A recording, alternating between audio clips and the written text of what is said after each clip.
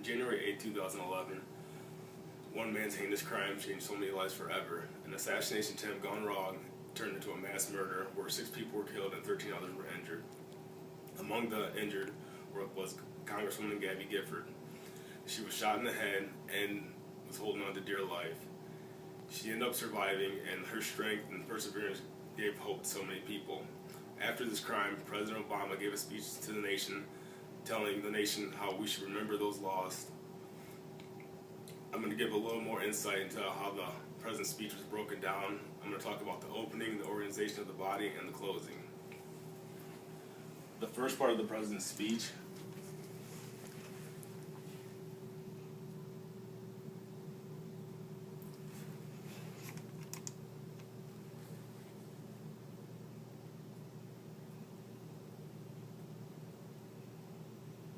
which would be the opening.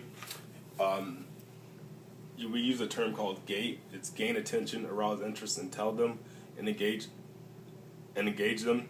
It's also known as GATE, and this is what the process the president used.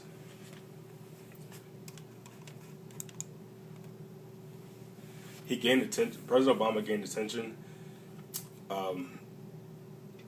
by saying thank you. That's how he opened up the speech. He said, "Thank you very much. Please be seated." And when he says this, the audience knows that his speech is about to begin and it's time to start listening. The next part is aroused interest. The audience's interest is aroused by President Obama when he spoke the words, "But know this, the hopes of a nation are here tonight. We mourn with you for the fallen. We join you in your grief." This gives the audience notion that we are one and that we are sticking together. The next part is called Tell Them. President Obama tells the audience his reason for the speech by stating, "I have come here tonight as an American who, like all Americans, kneel to pray with you today and will stand by you tomorrow." This quote lets the audience know, like, tonight he is just an American citizen who feels the pain just like everyone else.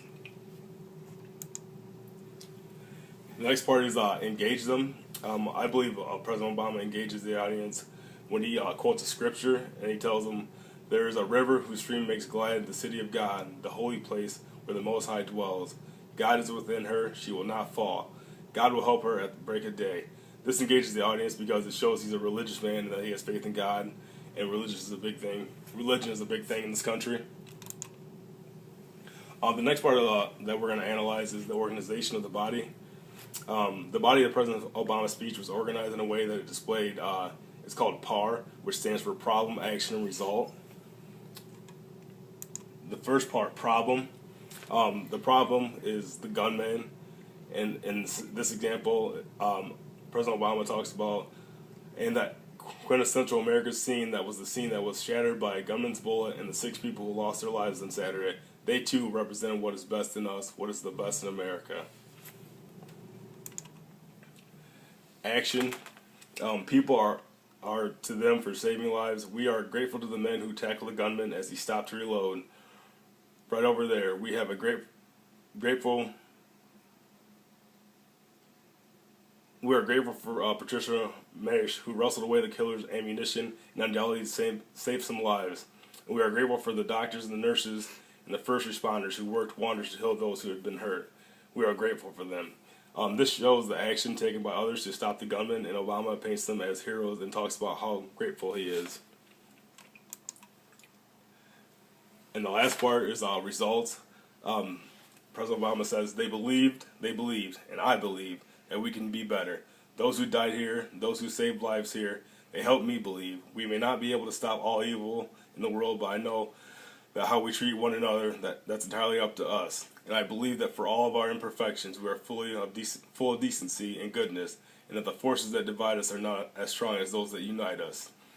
The result that Obama was trying to project to the audience is that people need to strive to be better, and if we can stand together, united, we may not solve all the problems, but we can make a difference. The final part that we're going to analyze is the closing, and we use the term it's LAST, which stands for link to opening, assure purpose, send a clue, and tell them.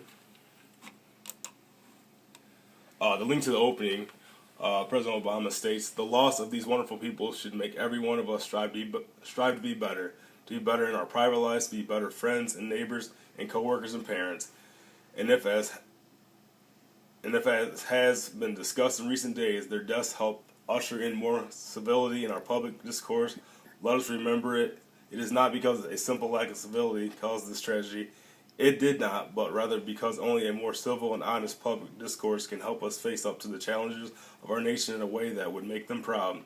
In this paragraph, President Obama talks about how each one of the victims is somebody, and he does the same thing in the opening. A sure purpose.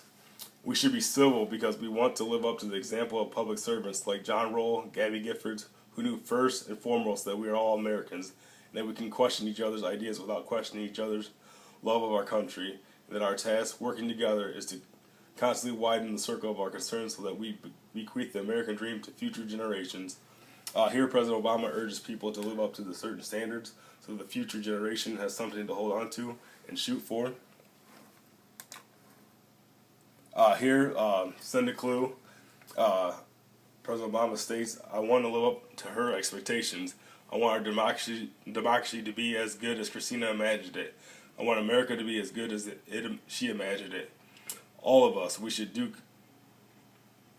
everything we can to make sure this country lives up to our children's expectations. President Obama gives a clue on how people should strive to be and live up to expectations. And the final part, tell them, all of us, we should do everything we can to make sure this country lives up to our children's expectation.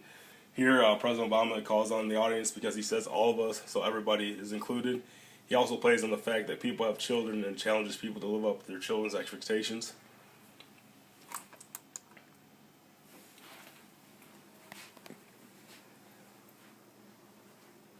And that concludes my speech. Thank you.